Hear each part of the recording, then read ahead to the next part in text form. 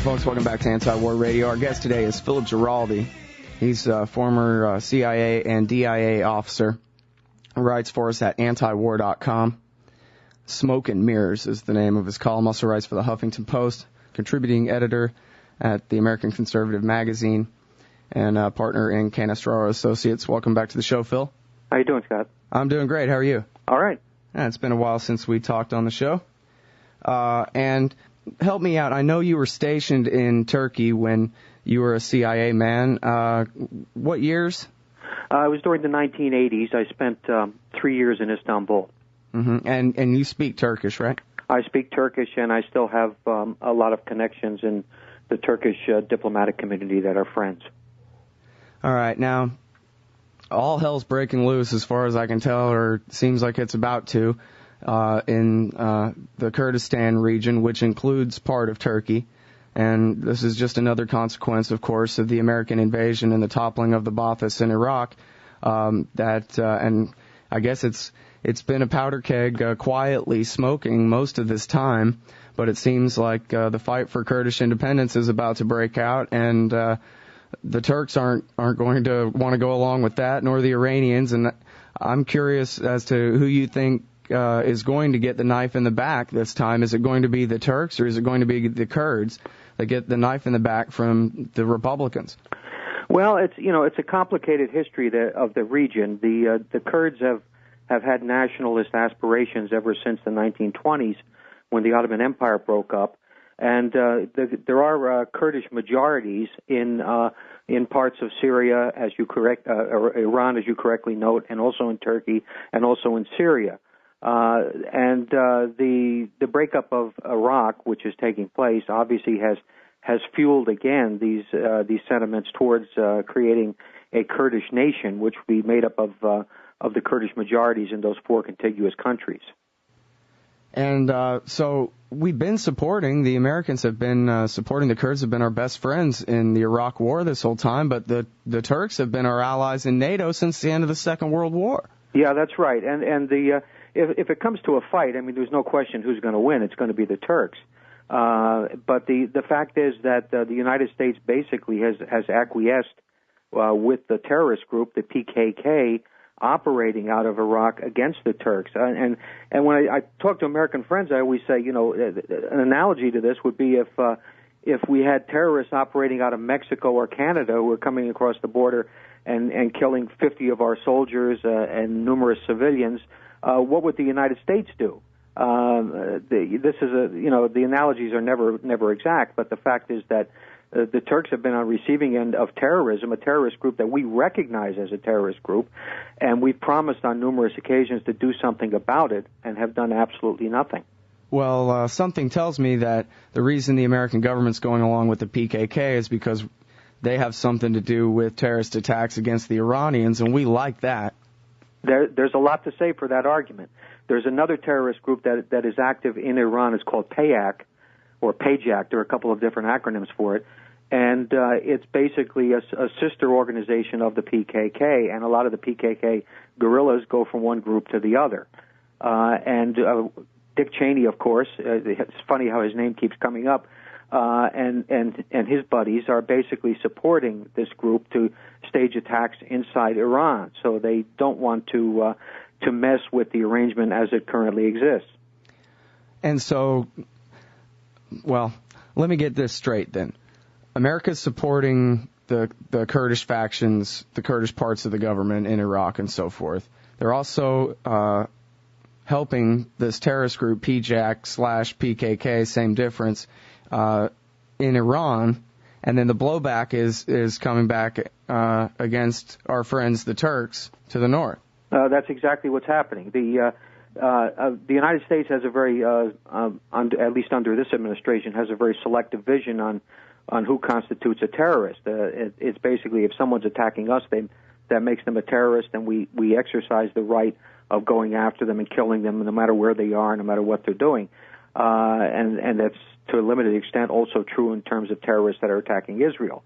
But anyone else, it seems that, today they're terrorists, tomorrow they're friends. It's a curious kind of mindset, and the Turks are not idiots, and they realize that the United States is playing an extremely hypocritical game here, to the extent that that Turkey is the one country in the Middle East where we are viewed least favorably right now, and back 5 years ago we were viewed most favorably. So figure it out.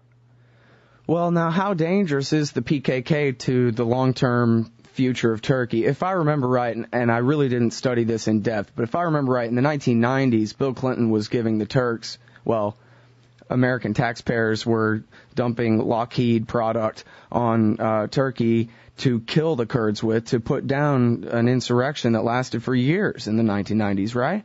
Well, actually, the insurrection's been going on since 1984.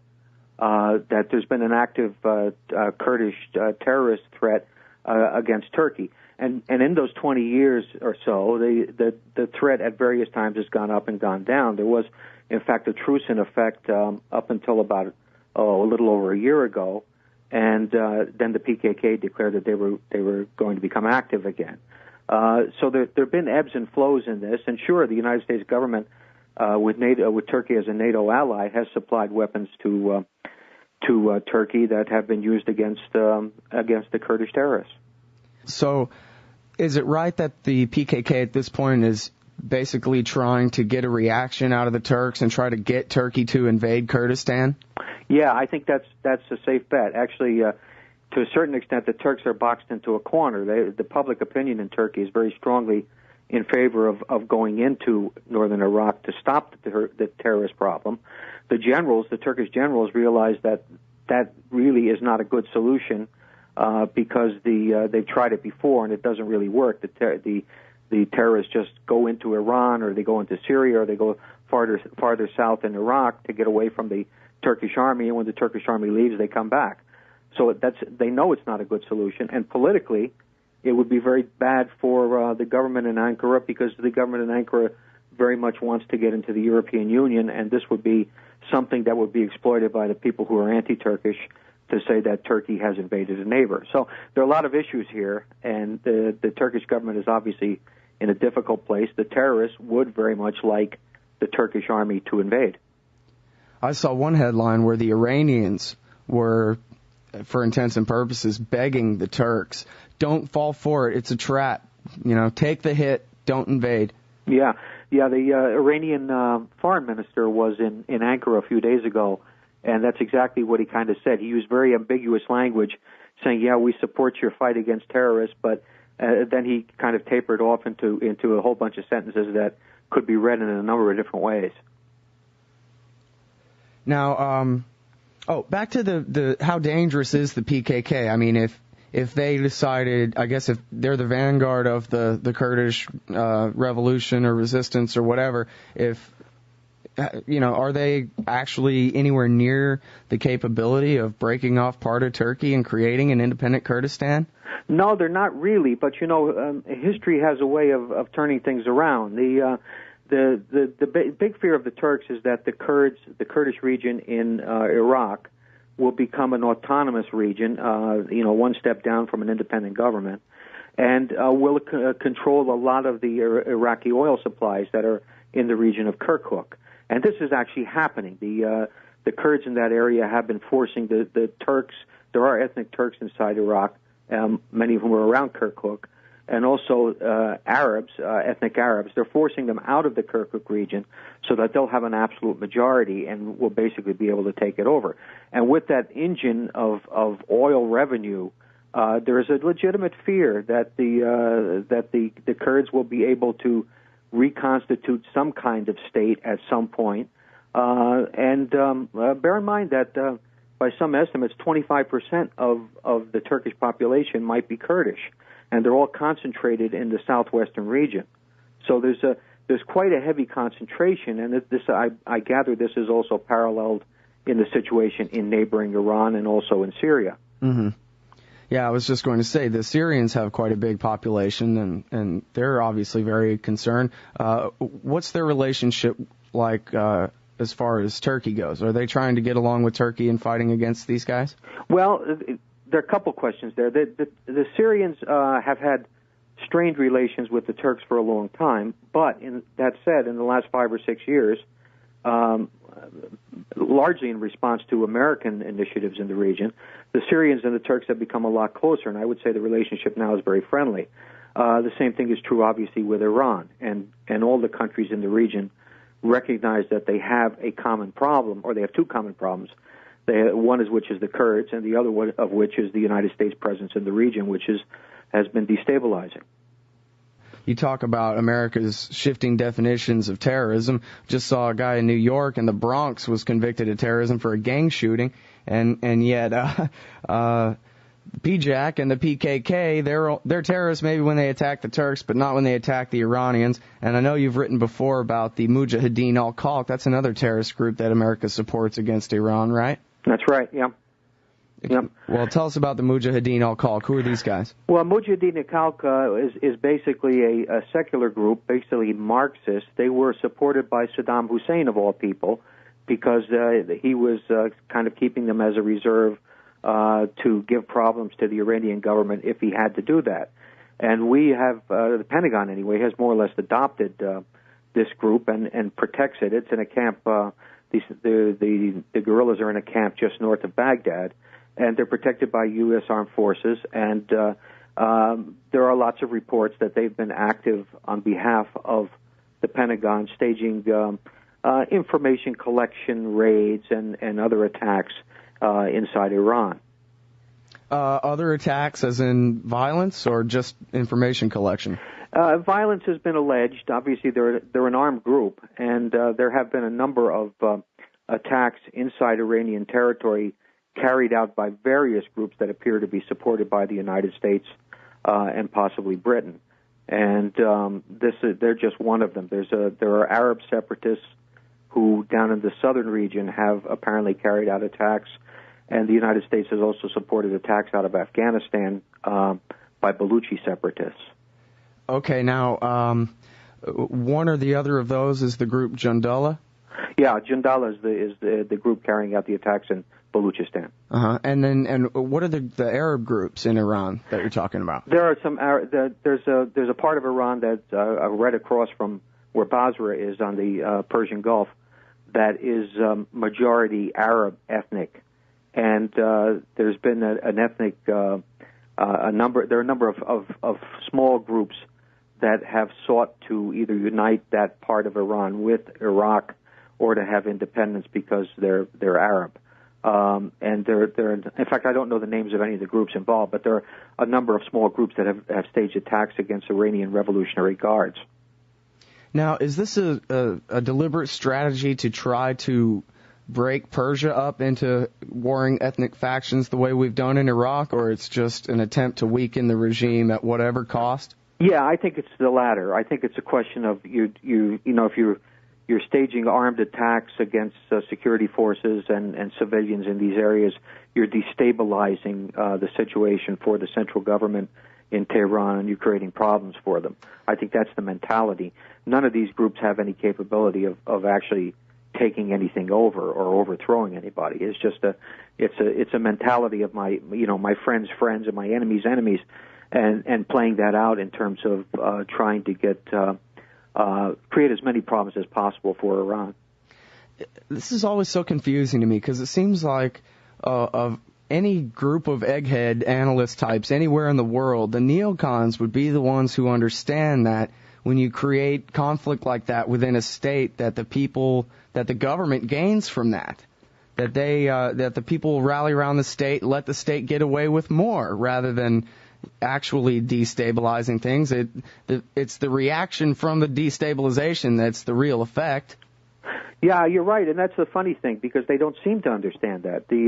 You and I understand it, and most people would understand it just the way you explained it. And in fact, as I'm sure you're aware, the people like Mahmoud Ahmadinejad, he gets stronger every time he's subjected to abuse by the U.S. media or attacked at Columbia University or things like that. If the neocons were perhaps a bit smarter, they would try to deal with these people in a reasonable and measured way. And when these people are saying things that is utter nonsense, people would realize that. But instead, they go for the the jugular, and when they do that, they rally support around them. You know, I had Gareth Porter on the show yesterday, and he's got a new article based on his conversations with Hillary Mann, the former National Security Council staffer. And she reports to him that the war party, the neocons, the vice president's office, those guys, refuse to accept the fact that their backing of the Supreme Council for Islamic Revolution and the Dawa party had, in effect, strengthened the Iranian position, that they refused to accept this truth until at least halfway through 2005, Phil. Yeah, well, that's quite amazing, because everybody knew, anybody who was following the situation, knew that those people were basically, at that point, surrogates for Iran. And most of their leaders had been more or less raised in Iran and nurtured by it. And it's astonishing how people who pretend to be as smart as the neocons pretend to be can be so stupid. And, well, I was reminded yesterday when I was talking with Gareth that it was about halfway through 2005 when you reported in the American Conservative magazine that Cheney had ordered the Strategic Air Command to start drawing up plans to bomb that country. That's right. Yeah, this has been going on for a long time. I'm doing for Anti-War next week an article on Senator Lieberman, and he's basically been calling for regime change for about 7 years now. So there are people out there. I guess they have a longer vision on these things, and have been wanting to go after Iran. I guess Iraq was a bit of a diversion, but Iran has been the principal target for a long time. I'm Scott Horton. It's Anti-War Radio. I'm talking with Philip Giraldi. You're a former CIA guy. I know you've been watching this march to war with Iran very closely. Is that, in fact, what it is, a march to war with Iran? Are we headed towards starting another war here? Yeah, I think we are, unfortunately. I hate to say that, and I think if there's been a delay in this, it's been basically because there's been a lot of negative coverage coming from people like yourself and myself and others who see this agenda as a catastrophe for the U.S. I had a chat with a CIA analyst who is closely connected to some people who are still working within the government, and the predictions there are 75%, 85%, 95% that there is going to be a war with Iran within the next 9 months or so. Okay, now here's the thing. Persia's bigger than Texas. It's mountains like Colorado. I saw Colonel Wilkerson on the Stephen Colbert show last night saying the Army will be broken 1 year from now, that they're short 25,000 captains, or maybe it was 15,000 captains or something. The military's broken. There's no way they can do a land invasion of Persia. Forget about it. So explain to me, Phil, how even a neocon thinks that bombing Iran is going to lead to a regime change. Don't you have to have tanks on the ground and Baghdad Bob standing there denying that his capital city has just fallen in order to have a regime change in Persia? Yeah, I think that's true. But I don't think anyone is actually envisioning a land invasion anymore. And basically what they're thinking of is a severe enough air and sea assault would have a couple of effects. It would, first of all, of course, if not destroy the Iranian nuclear program, at least it would set it back a number of years. And secondly, it would destroy Iran's conventional military capabilities to interfere in a place like Iraq. So that's the two things they're looking at. In terms of regime change, I think some of them are saying that, and I think if you Norman Podhoretz for one, I think Irving Kristol for another, I think are kind of saying that this would come about again. But that's not the general neocon line. I think they basically hope that a severe bombing will create some kind of revolution which will throw the mullahs out. I think that's not a serious possibility. So this whole time, the nuclear program, the EFPs being used against our soldiers in Iraq and so forth, have all really been red herrings, been the excuses to mount a regime change, and now they're going to settle for bombing the excuses and not getting a regime change? Yeah, I think that's what we're looking at. This has always been about regime change. I think that there is a consensus at any event that Iran is quite a ways away from a nuclear weapon if it really intends to get one at all. Iran basically, all of the stories about killing U.S. troops, all of these things, if you trace the stories back, as I have done, you will see that they come from common sources, that they're very often, there's very often little evidence to support what's being said, and the stories are just kind of dropped there and in a propaganda way. Now, the average American, the average European probably, seeing these stories and everything, has come to believe that Iran is pursuing nuclear weapons and that Iran is basically a destabilizing force. But actually the evidence for any of that is very, very thin. Well, I think you'd probably even make the opposite case, right? Well, I think you can. I think it's probably not a safe bet to go too far in trusting these people, because they have their own agendas and they have secret programs, I'm sure, and they have things that they intend to do. But the government, the mullahs in Iran, are not exactly in that strong a position. The people basically don't support the government very strongly. They don't, in particular, don't support their president hardly at all.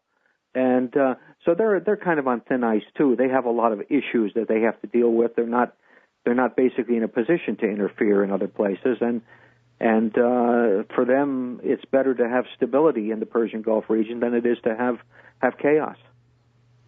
And they are allies with the Iraqi government, are they not?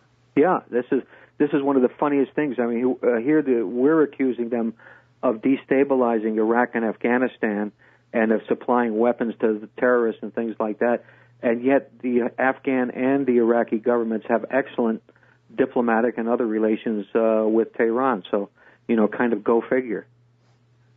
It's funny because it's so easy to conclude the most nefarious of motives when you see the American government deliberately backing the Supreme Islamic Council and the Dawa Party, and marginalizing Muqtada Sadr, the nationalist, who he's no angel by any stretch, but at least he's, for creating a multi-ethnic coalition government. They marginalize him, they back the Iranians, and then they accuse the Iranians of being the destabilizing force. It seems to me like it's just outright lies, and yet something in my head now, it seems the more I learn about this, I think that maybe the people that run the government really know that much less about the situation in Iraq than I do.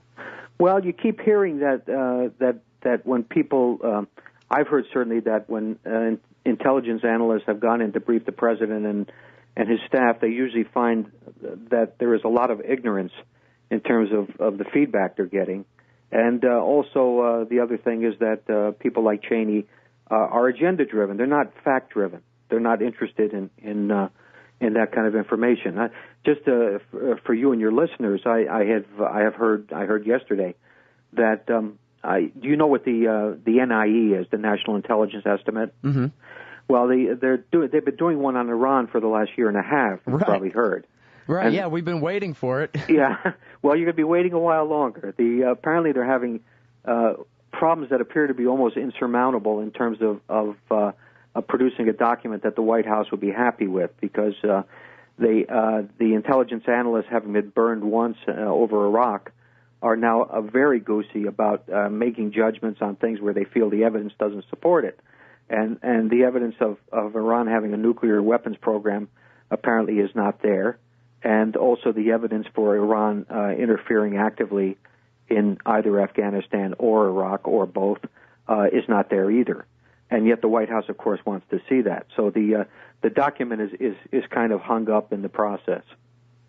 And it's interesting. I have to tell you, if I was Dick Cheney, agenda-driven, I would still want to know what the facts were so I could drive my agenda in a way that's going to work for me. It sounds like these people they have horse blinders on. Well, yeah, but look at it the other way. The other way is if the facts don't support your agenda, no matter how you twist them, you're not going to want to hear them. This is kind of we're in a funny situation now where reality doesn't seem to impact on policy at all. And Condoleezza Rice is in Ankara. I think she arrives tonight, or is probably there already, and will be talking to the Turkish government tomorrow, prior to the Prime Minister going over to see Bush next week. And Rice has nothing to offer the Turks anymore. There's nothing she can do. There's nothing she can say, and America has no credibility anywhere in the Middle East, in particular, and hardly anywhere in the world anymore. The U.S., by any measure, had incredible influence and incredible capabilities, lots of doors open back 6 years ago, and all of that equity has just been blown out the window. Yeah, and now you brought up Condoleezza Rice.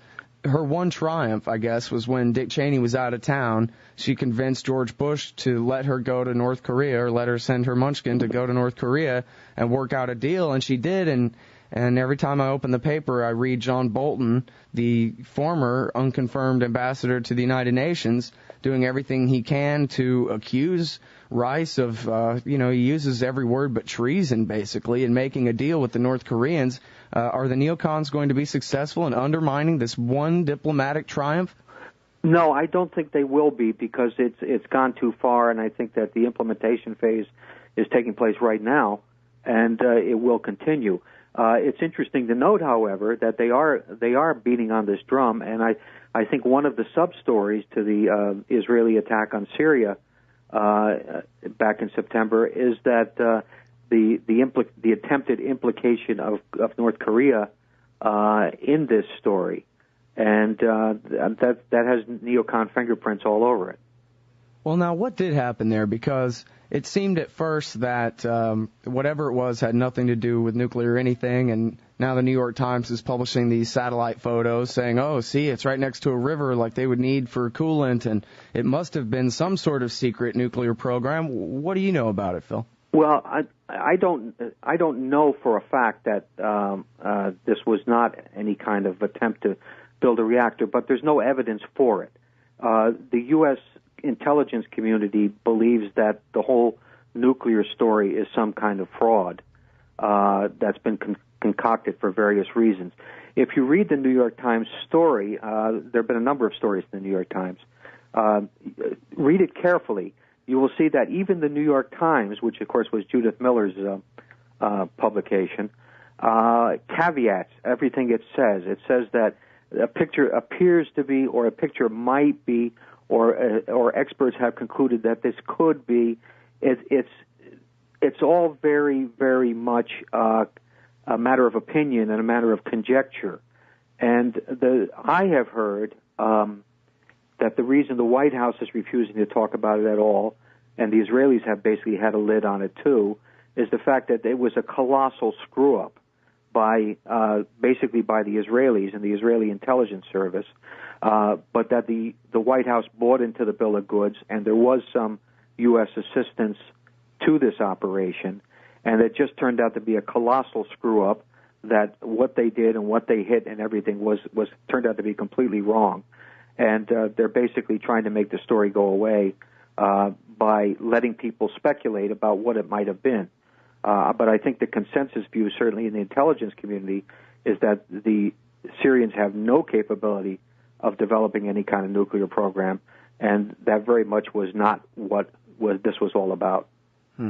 Well, I talked with the nuclear expert from I forget which foundation now, Joseph Cirincione. Yeah.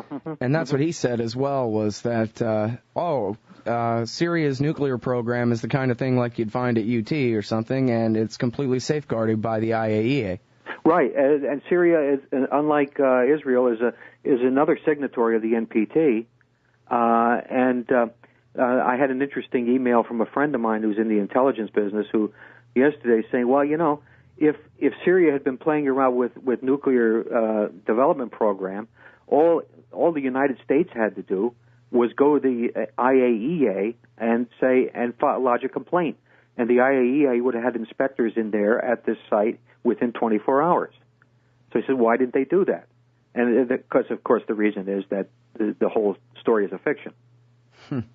And do you see this as sort of a prelude to a bombing of Iran and Syria?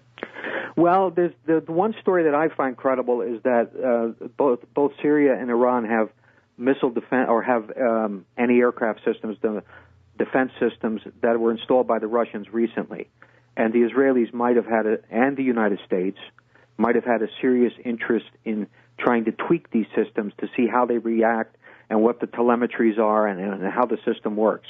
That's been a very plausible account for me ever since the incident took place. The other story that's came out of was it Laura Rosen in the Los Angeles Times, was that this was a missile dump with technologies that were being used, developmental technologies that are being provided by the North Koreans. I don't know how true that is, and I'm not sure what her sources are, but certainly that's a more plausible account than the allegation that it was a nuclear site. And now people talk about war with Iran all the time, but I think it sort of goes without saying and usually is left unsaid that any war with Iran includes a war with Syria at the same time. Is that your understanding? Well, I would even take it farther. I would say a war with Iran is going to become a regional war very quickly, and it would include almost everyone, which is why I think the Saudis and Kuwaitis and people like that are terrified too. There are a lot of Shiites in all those countries. Another attack, a third attack by the U.S.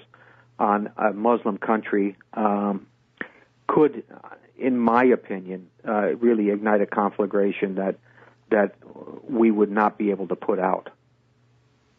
Well, can you give us some examples of what you think likely consequences would be? Well, there are obviously going to be consequences to energy supplies for the rest of the world. A third of the world's energy goes through the Persian Gulf region. That would be disrupted or indeed stopped, depending on how this thing played out. The situation, and I know you have been following in Pakistan, is on a knife's edge. Yeah. And Pakistan, of course, is a nuclear power, and that could kind of break up in a way with war in Iran that would lead to consequences in Pakistan. I'm not saying necessarily a fundamentalist government or anything like that, but maybe a hardcore military regime that would have other agendas. Afghanistan is, as I'm sure you're also following, is politically very unstable. So that, there are a lot of potential consequences and potential ways that these things will play out that are definitely not in the American interest. And obviously the biggest issue would be if you attack Iran, what happens in Iraq, and the vulnerability of U.S. troops there. So there are a lot of things that could happen. What are we to make of the fact that we see people like James Baker and Zbigniew Brzezinski talking like you and saying this is to be avoided at all costs? It's in the news today. Senator Hagel sent a letter to George Bush begging him to please be reasonable. And we see former presidential candidate Gary Hart, an open letter to the government in Iran, please don't do anything stupid, and give them an excuse. What does it mean when we have all these people who would seemingly be the establishment's voice opposing this, and the White House and the Vice President's office marching right ahead? Well, I don't have a good answer to that. I would say, and you could add Jimmy Carter, obviously, to that, too. And a bunch of ex-secretaries of state, apart from the more prominent ones. The only one that seems to be on board a lot of this stuff is Kissinger. And I'm skeptical of where he comes from anyway. But the fact is that the White House is not listening. What's evident to me and you and Zbigniew Brzezinski and Baker and is clearly not evident to the White House. The White House is being ideologically driven on this subject, and there's that horrible thought that there is a kind of religious fervor, at least to George Bush's view of this, a messianic view of things that is kind of scary. Didn't Kucinich 2 days ago suggest that it might be time to consider if the president is mentally well balanced? Oh, I missed that, but it is a good question. Yeah. Of course, my recommendation is that the president and vice president be removed from power immediately, even if the cabinet has to do it under the 24th Amendment or whichever it was. But, that's just me. Apparently. Yeah. Me and Kucinich, I guess. Tell me this. You're a former CIA guy, Phil Giraldi. Is waterboarding torture? Absolutely. I think that if you go to the Geneva Conventions, which most people rely on as the last word or the ultimate authority in terms of what is torture, there's no question about that. Simulating the drowning of someone is torture. Well, how does waterboarding work for people who've heard the word but don't know what it really means? Well, basically, you take someone, you tie him to a board, you tip his head into water until he's just about dead, and then you pull him out, and just before he has reached the point where he would die, and then you repeat the process as long as it takes for him to tell you what he wants to know, what you want to know. Well, so what about the idea that this is merely an aggressive interrogation technique and that that's different than torture? Well, there have been a number of legal judgments on this, and I think most of the legal judgments that have been made, in fact, I would refer you to the European Court of Human Rights and other bodies that have looked into these matters, was when the British were interrogating IRA prisoners. And it was determined at that time that you could do things like stressing individuals. You could make them stand for a long time, or you could keep a light on in their cell, or you could do things that are physically exhausting, like standing on one foot, or interrogating someone for 24 hours at a time without any breaks. That kind of thing they considered to be an acceptable interrogation technique. But anything that physically damages the individual or hurts the individual is torture. Well, what are some of the consequences of America having a policy that says torture is this, but it's not that? Go ahead and waterboard them. Well, I think that the consequences are mostly, first of all, I don't think the torture, I don't think the administration can demonstrate that the torture has actually ever produced anything that has saved American lives or anybody's lives. So I would say in that sense it's ineffective. But the thing is, I think that the ultimate bottom line on this is a moral issue. It's a moral issue that the United States, which was founded on principle, is basically abandoning that principle or those principles in terms of inhuman treatment of prisoners and that sort of thing. These are war crimes. And I would very much personally to see people like George Bush and Dick Cheney someday standing up in front of a tribunal like at Nuremberg and explaining what they did. I don't expect that ever to happen. But these are war crimes, and torturing people is bad for the country that does it. It's bad for the organization that carries it out, like the CIA, and it's bad for the individuals the poor bastards that actually have to do it. This is immoral and it's wrong. All right, now if I can keep you just a few more minutes, and we don't have to go too far into this, but I just want sort of a bookend answer for this one. Do you think that America should withdraw from Iraq more or less immediately? Do we need to stay? We broke it, we bought it. We have to make sure things are better before we go, or should we just pack up and go, Phil Giraldi? Well, I don't have a good answer to that one. All my inclinations are to say that the situation in Iraq will not get better as a result of our presence. So I believe that it probably is the best thing just to go. That said, if one could plausibly make a case that the U.S. presence there would actually improve the situation and do it with real evidence, not just kind of allegations leaked to the New York Times, I would say then that's a case that we have to consider.